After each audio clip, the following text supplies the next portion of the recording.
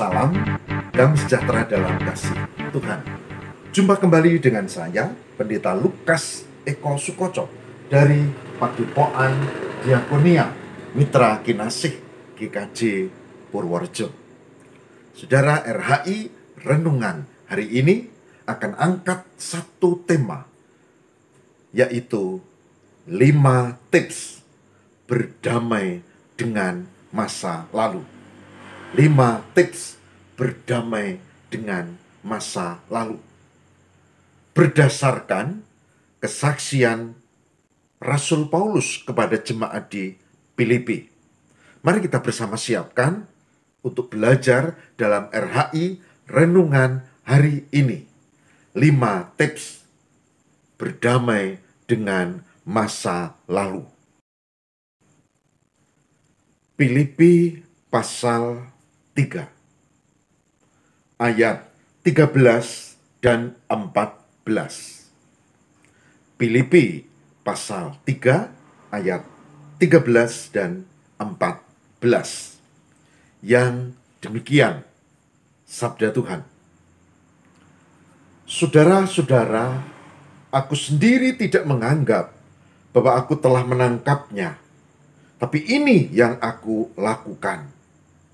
Aku melupakan apa yang telah di belakangku dan mengarahkan diri kepada apa yang di hadapanku dan berlari-lari pada tujuan untuk memperoleh hadiah, yaitu panggilan surgawi dari Allah dalam Kristus Yesus. Filipi 3 ayat 13 dan 14. Saudaraku, ada bagian penting yang pertama adalah melupakan apa yang telah di belakangku. Melupakan masa lalu. Melupakan berarti tidak mengingat-ingat, itu melupakan. Dan 3 tips yang penting dari ayat ini pada bagian awal adalah tip yang pertama untuk melupakan, luapkan emosi. Sebab kalau tidak diluapkan emosi, itu akan mengendap dan itu akan menjadi luka batin yang berkepanjangan. Maka melupakan yang pertama adalah luapkan emosi. Kalau saudara-saudara berduka atau sedih, maka luapkan emosi, menangis. Saya tidak pernah melarang ada yang berduka lalu, jangan nangis, enggak. Itu biasanya orang selalu begitu. Tapi kalau saya silahkan, tentu dengan terkendali, tidak harus teriak-teriak di pinggir jalan atau depan rumah. Masuk kamar dan tidak harus ketahuan anaknya karena kehilangan istri atau suami, menangislah. Luapkan emosi. Itu tips yang pertama. Untuk melupakan masa lalu, ada tips yang kedua, yaitu berpikir positif. Positive thinking. Berpikir positif. Itu jangan berpikir negatif, tapi berpikir positif. Nah, orang yang berpikir positif, maka dia akan bisa menerima realitas, sekalipun itu pahit atau pedih, dan dia akan bisa menjalaninya. Kedukaan, kehilangan orang yang dikasihi, itu tidak mudah. Caranya tadi, luapkan emosi, lalu positive thinking. Yang kedua. Yang ketiga adalah belajar dari pengalaman. Ambil hikmahnya. Bukankah hidup ini selalu harus belajar? Belajar dari pengalaman. Ambil hikmahnya. Yang paling pahit sekalipun, belajar dari pengalaman. Supaya kita ke depan makin bijak. Seorang aktivis gereja, ya, ketemu saya di penjara, Dan saya kaget karena dia aktivis gereja yang baik, bahkan anggota majelis. Dan dia tampak malu, sedih, berduka, dan dia berkata, "Pak, saya habis ini sudah. Saya emosi. Saya itu menampar istri saya. Istri saya menghindar, tapi dia lalu kena itu buffet, ada pas pojok kaca. Kemudian, wah, luka berdarah. Dan itu dianggap sebagai KDRT, ya, kekerasan dalam rumah tangga. Masuk dia, dihukum dia. Saudara, luapkan emosi, ya mohon maaf kepada istrimu, karena akibatnya begitu. Positive thinking, wah, coba lihat. Ternyata dia teratuk pojok dan tidak dalam, meskipun darah mengucur, tapi itu tidak parah. Belajar, ambil hikmahnya. Ternyata tidak mampu mengendalikan diri, kekerasan itu tidak baik. Dan saya katakan, di balik peristiwa ini, panjenengan nanti bisa melatih orang-orang, generasi muda atau siapapun. Aku pernah kilap, janganlah kau mengulangnya. Belajar dari pengalaman, melupakan masa lalu, luapkan emosi, positive thinking, dan belajar dari pengalaman dengan hikmah.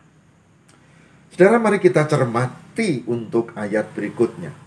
Aku melupakan apa yang telah di belakangku dan mengarahkan diri kepada apa yang di hadapanku. Mengarahkan diri. Nah, di balik mengarahkan diri, apa yang di hadapanku, maka tips yang keempat adalah hiduplah di masa kini. Mengarahkan diri pada apa yang di hadapanku, ya masa kini. Masa kini. Hiduplah di masa kini. Pak, caranya ya eksplorasi bahagia. Lakukan apa yang membahagiakan, yang baik dalam hidupmu.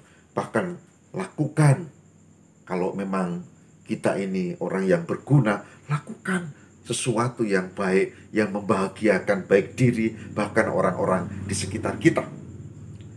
Itulah tips yang keempat. Hidup di masa kini dan bahagia. Sedangkan pada ayat berikutnya terungkap, tidak hanya mengarahkan diri pada apa yang di hadapanku, tapi dikatakan pada ayat 14, yaitu, dan berlari-lari kepada tujuan. Berlari-lari. Berarti apa? Punya tujuan hidup. Fokus pada masa depan. Tidak berpikir, oh sedih tentang masa lalu.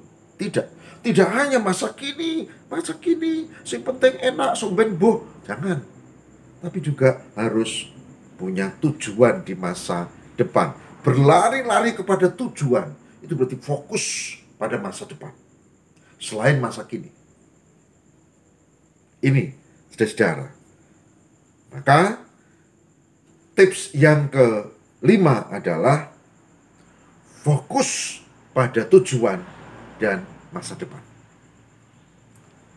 Saudara, Filipi 3 ayat 13-14 dalam RHI Renungan hari ini mengajarkan 5 tips berdamai dengan masa lalu, yaitu yang pertama luapkan emosi, yang kedua positive thinking, yang ketiga belajar dari pengalaman, ambil hikmah, yang keempat tadi yaitu kita harus hidup di masa kini dengan eksplorasi, mengeksplorasi bahagia, melakukan hal yang membahagiakan, yang baik buat kita dan sesama. Dan yang kelima, yang terakhir, yaitu bagaimana kita fokus ke masa depan. Fokus ke masa depan. Saudara, Filipi 3, 13-14 mengajarkan hal itu. Dan saya ajak saudara-saudara, mari dalam RHI Renungan hari ini, kita tidak hanya memahami, tapi kita akan melakukan. Kita akan bersama belajar supaya kita bisa lebih baik lagi hidup di dalam kehidupan Tuhan. Ingat, berdamai dengan masa lalu dan berserah kepada Allah. Mari kita berdoa. Tuhan, kami bersyukur hari ini kami belajar dari Filipi 3 ayat 13-14 dan kami menemukan 5 tips penting dalam perenungan hari ini. Kami diajari untuk sungguh-sungguh menghayati hidup, dan 5 tips itu akan sangat bermanfaat di mana kami diarahkan dalam menghayati hidup itu meluapkan emosi secara sungguh-sungguh tertata, tetapi juga kami harus melupakan dengan positive thinking. Kami juga harus belajar dari pengalaman, mengambil hikmah. Tapi tidak hanya itu saja, kami harus mengeksplorasi kebahagiaan, lakukan hal yang baik, dan yang terakhir kami harus fokus ke masa depan. Terima kasih Tuhan. Semoga kami mampu melakukan ini dan tidak dikuasai oleh masa lalu sehingga sering mengganggu perjalanan hidup kami. Terima kasih Allah, demi Kristus pengantara kami. Amin.